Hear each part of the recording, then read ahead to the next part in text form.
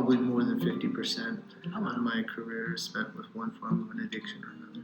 With addiction, typically you do find co-occurring problems, whether depression, anxiety, bipolar, schizophrenia. They're kind of all over the place. People often use substances to help with the symptoms and the mental health, but it's really kind of more of a circular thing. Sometimes the substance abuse could also cause some of the mental health problems. I hope my story can help others struggling and dealing or going through what I went through to know that there is hope. There is help. Growing up, I was the oldest with one younger brother and sister.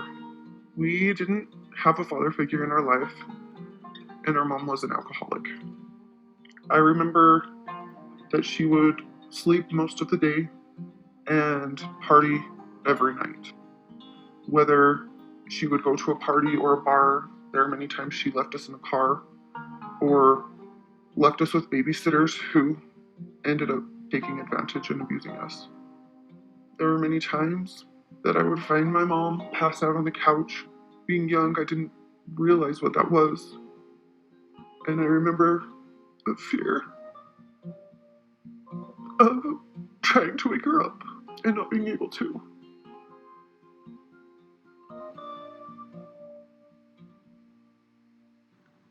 That is the trap of addiction. Why keep trying to get up? Why build motivation? Why keep fighting when I know I'm going to relapse? How do I approach that? Well, you got to understand the mindset of an addict. It's very hard to convince families sometimes of this, because you look at an addict and their behavior says they're selfish, their words are selfish, the destruction in the wake of them is selfish. And it is true. But no one can hate that addict more than the addict hates themselves. She talked about going to parties and getting in her car to drive home. She would run red lights on purpose or think of just driving off a cliff. She wanted to end her pain and didn't know how to do it other than death.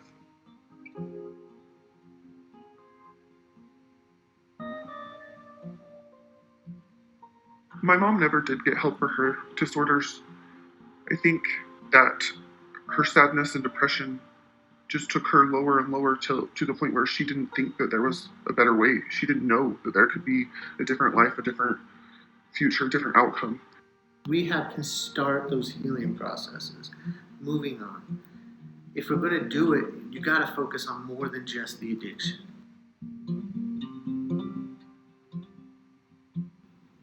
You got to broaden our perspective on this problem. Take the depression and say, here, I'm going to work on you, and your addiction stay here.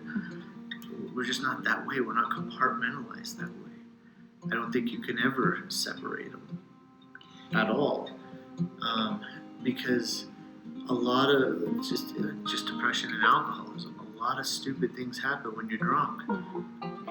If you're an angry drunk, especially a married angry drunk, is going to make it that much worse. A lot of hurtful things are said and done. When they start sobering up, realizing the ramifications, they got an angry wife, they might have had a blackout, and they're like, what the heck? Those behaviors start to go hand in hand. You can't just separate them. You got to look at the whole. You got to look at the mind. You got to look at the body. You got to look at the spirit. You got to deal with everything in order to make something work for them. They feel miserable, and you go and use a substance of whatever, and they start to feel happy or numb.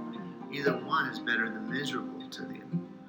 And so, or they forget kind of about their life for a moment, about how awful it is. And then that spirals into a new cycle. I think if they are struggling with a mental health issue at first, it really does increase the likelihood of them becoming an addict. It is more than just a chemical imbalance in the brain. It is a psychological, it is a biological, it is a spiritual process.